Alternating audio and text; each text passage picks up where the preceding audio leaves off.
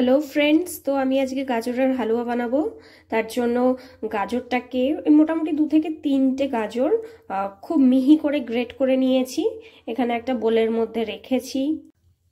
উনানে কড়াই বসিয়ে দিয়েছি, কড়াইটা গরম হয়েই এসে এবার আমি 1 টিস্পুন দেশি ঘি দিয়ে দেবো গাজরটাকে ভাজার জন্য।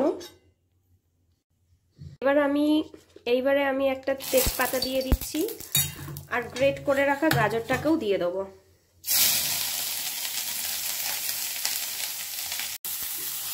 গাজরটাকে এবার খুব ভালো পরিমাণে আমি কড়াইয়ে এপাশ ওপাশ করে নেব, ভেজে নেব।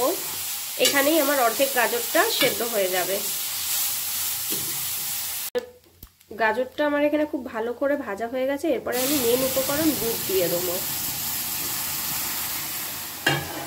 এবারে এইটাকে আমি খুব ভালো করে নাড়িয়ে চাড়িয়ে নেব। এরপর আমি এটাতে ড্রাই ফ্রুটস অ্যাড করব। তারপর আমি আবার গুড় অ্যাড করব আর সামান্য চিনি। গুড় অ্যাড করছি।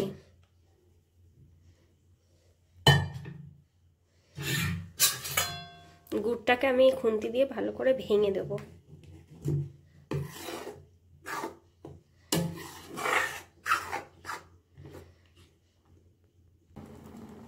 অল্প করে আমি কিছু ড্রাই ফ্রুটসও অ্যাড করে দিলাম। এরপর এটাকে খুব ভালো করে আমি নাড়িয়ে চাড়িয়ে নেব। এরপর আমি অল্প পরিমাণে চিনি অ্যাড করব। তো আমি এবার চিনি অ্যাড করছি। খুব ভালো করে নেড়ে নেব।